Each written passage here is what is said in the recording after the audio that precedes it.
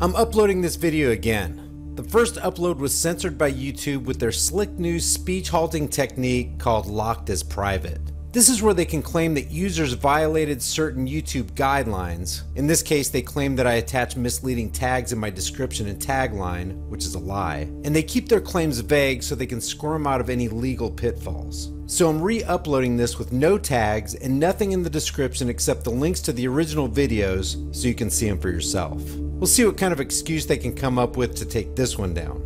Apparently, the content in this kind of video, calling into question this white privileged black victimhood narrative, hit a very sensitive nerve. The people who run the show over at Google and the higher ups in the halls of government want us individuals who are white to feel ashamed, and they want you individuals who are black to feel victimized. This keeps us all at each other's throats and keeps us from uniting against our common foe. It's very important for them that we remain divided and ignorant. A divided and ignorant people are a weak people. And a weak, divided, and ignorant people are very easy to control. Here's the video in its entirety. Share it, mirror it, copy it, do whatever you have to do to make it as viral as the video that's out there right now, adding to our weakness, our ignorance, and our disunity. Emotion is good. But if you abandon reason and logic and allow yourself to be swayed by emotion, you'll be about as successful as a swarm of mosquitoes trying to attack a flock of penguins in Antarctica under the water. If you guys enjoyed this video, give it a like and share it with everybody you know.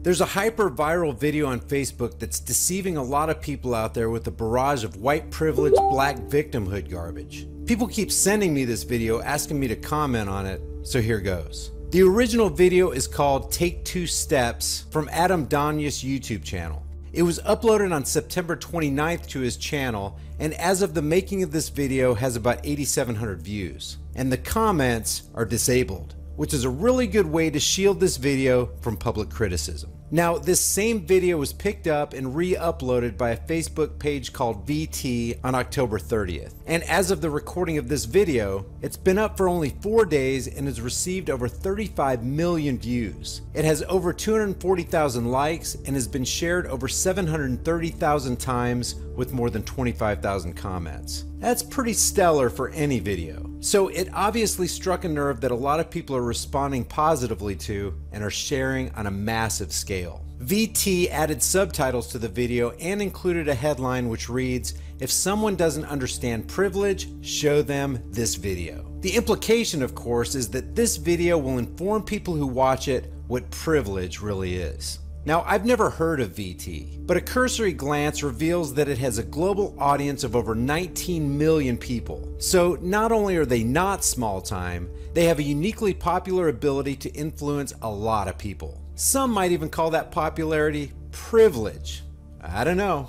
And it's obvious from the views, likes, and shares that it's having a huge impact. I'll play snippets of the video so we can dissect it with logic and reason in a minute, but first, a quick summary. Apparently, this guy named Adam Donya's got a group of young college-age kids together in a field, had them line up like they're gonna race, held up a $100 Federal Reserve note, and before the race even began, had them take 2 steps forward if each of the 8 statements he gave them applied to them, leaving other kids standing at the starting line if the statements did not apply to them. Obviously, the more steps you take toward the finish line before the race begins, the greater your chance of being the one to win the race and grab the Ben Franklin fiat note of debt. If you want to see the videos for yourself in their entirety, I'll leave the links in the description. From the outset, I want to say that if the creator of this video aspires to be a casino owner, he stands a good chance of being very successful at it, because with this production, he couldn't have stacked the deck of personal bias any more in his favor. The only problem with this video is that from start to finish, it's filled with emotionally manipulative, one-sided, virtue signaling, false narrative promoting BS. So let's examine it. Here's the first statement. Take 2 steps forward if both of your parents are still married. There's no doubt that strong families hold a society together, and strong, vibrant marriages hold families together. A healthy family unit is the building block of the very fabric of society.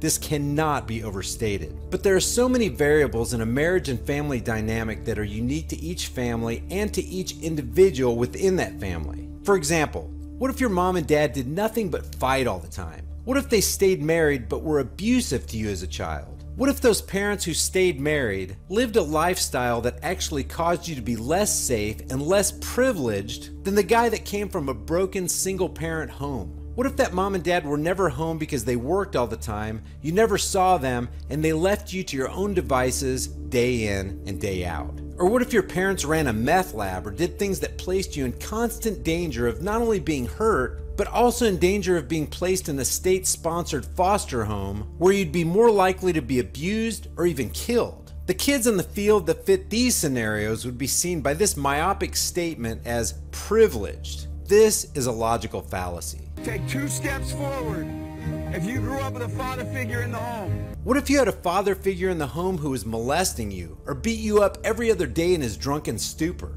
Doesn't matter. You had a father figure. Take 2 steps forward. You are privileged. Take 2 steps forward if you had access to a private education. What area are these people in? Where did he pull this sampling of kids? I don't know about you, but when I was growing up, there wasn't this large percentage of any kids where I lived that had access to private education. I don't care what color you were. Take 2 steps forward if you had access to a free tutor growing up. Free tutor? What tutor is out there working for free? It really seems like he's reaching here and going out of his way to make stuff up just to put privilege points on the board. Take 2 steps forward if you've never had to worry about your cell phone being shut off. Ah, life's necessity. You just gotta have that cell phone. When I was growing up, they didn't even have cell phones. Besides, if the data is correct and these cell phones end up giving you brain cancer, who would be counted as the privileged one then? Take 2 steps forward if you never had to help mom or dad with the bills. Now, I get the spirit of this statement. The implication and assumption is, if the kid is helping with the bills, the parents are too poor. But what about the kids whose parents are teaching their grown child personal responsibilities and the realities of life? That things aren't free, and in order to live, you have to work and use the money that you earned to help out.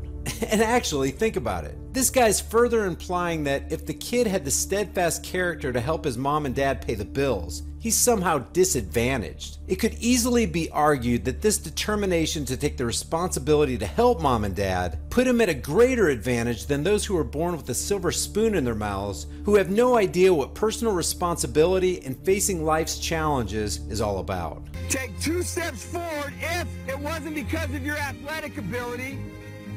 You don't have to pay for college. What the hell kind of statement is that? With this statement, he went out of his way to make this unfair. What if it was because of your athletic ability that you didn't have to pay for college? Can't say that though, because that would blow the entire biased narrative he's trying to promote. Let me ask you, if one person was born with a mother and father and a cell phone, but no athletic ability, and another person was born with only a mother, no cell phone, and an amazing athletic ability that would eventually earn him scholarships and multi-million-dollar contracts, which one was more privileged? His statement right here alone exposes this as total BS. And here's his last statement. Take 2 steps forward if you never wondered where your next meal was going to come from. After the take 2 steps forward statements, he says this. I want you guys up here in the front just to turn around and look.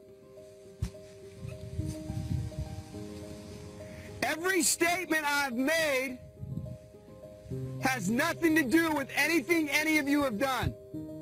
Has nothing to do with decisions you've made. Everything I've said has nothing to do with what you've done. We all know these people up here have a better opportunity to win this $100. Now keep in mind what he's saying here, because the thread line that weaves its way through the entire narrative is that winning at life equals having the opportunity and being in a position to make money. Does that mean these people back here can't race? No. We would be foolish to not realize we've been given more opportunity. He keeps saying we. Who is we? We would be foolish not to realize that we've been given more opportunity. We who? Is he attempting to speak for people other than himself?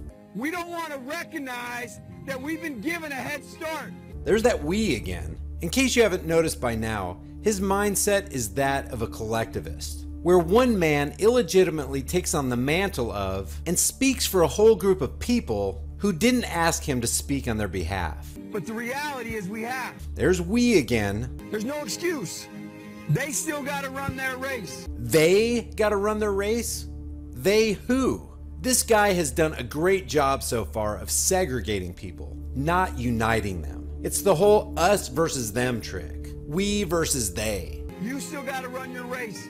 But whoever wins this $100... There it is again. Winning the race of life for this guy, the way he's conveying it in this video, is about the opportunities people have or don't have to earn money in life, which he equates as winning or losing a race. I think it'd be extremely foolish of you not to utilize that and learn more about somebody else's story. So, Adam's judgment of you is that if you don't use the money you've earned to learn something about someone else's story, you are foolish. Because the reality is, if this was a fair race and everybody was back on that line, I guarantee you some of these black dudes would smoke all of you. What in the hell did he just do? He made this whole thing about race, and he did it in hypocrisy.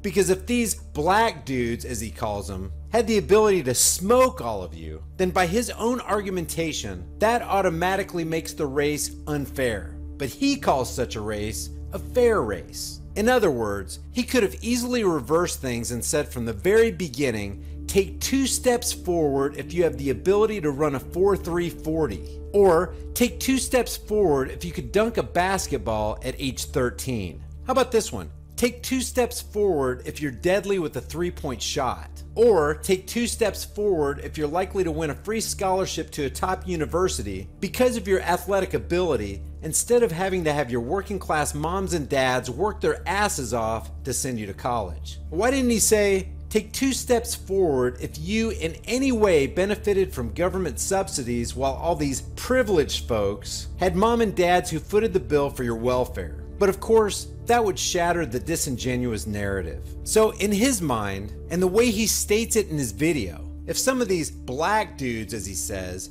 has an ability no one else had, this would be a fair race. Even though he just tried to make the case that these, well, let's just say it, white folks have opportunities that give unfair advantages over black folks. Can you even get more racist and biased? Besides, as a side note, one of the guys that never took 2 steps forward is white. Where's his white privilege? We probably can't talk about that. Interesting how he excluded the white guy as someone who might smoke the other white people in a race. And it's only because you have this big of a head start that you're possibly going to win this race called life. What exactly does winning this race called life mean for Adam Donius? How is he defining winning? Because all I see at this point is a dude dangling a $100 bill in front of a group of teenagers that don't have the ability to question this guy's racist, divisive, victim card promoting, white shaming agenda and equating winning with making money. And if that's the case, criminals who make a lot of money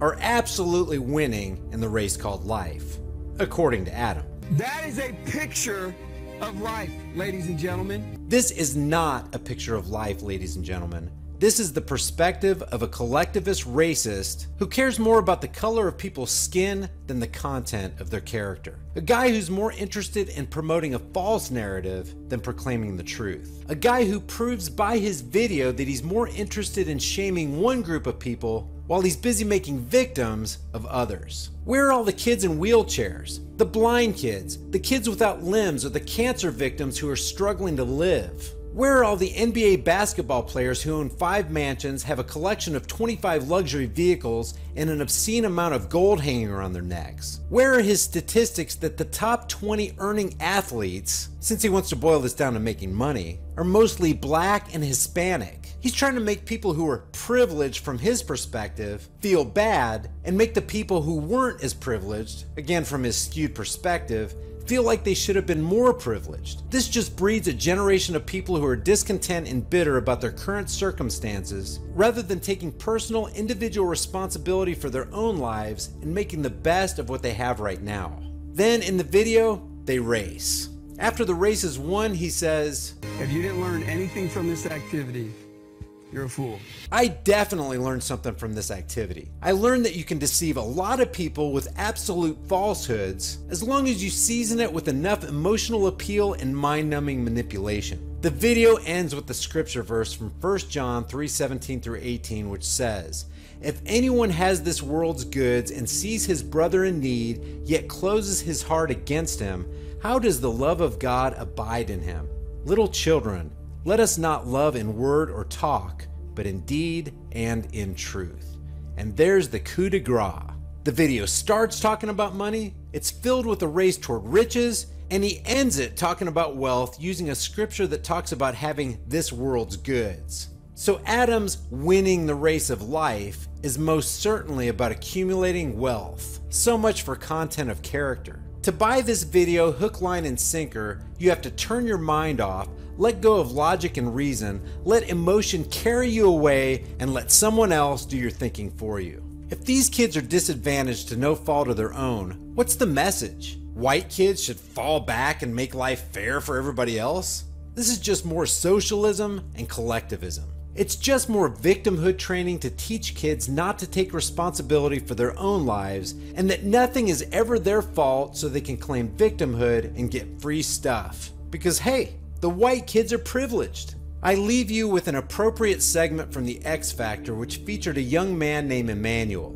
He and his brother were born in the middle of a war zone in Iraq. Both of them had body parts blown off and were found by nuns as they sat in a shoebox. This woman right here, a single mother, brought them to Australia for surgery, fell in love with them, and eventually adopted them. I didn't see anyone like Emmanuel in Adam's white privilege video. Did you?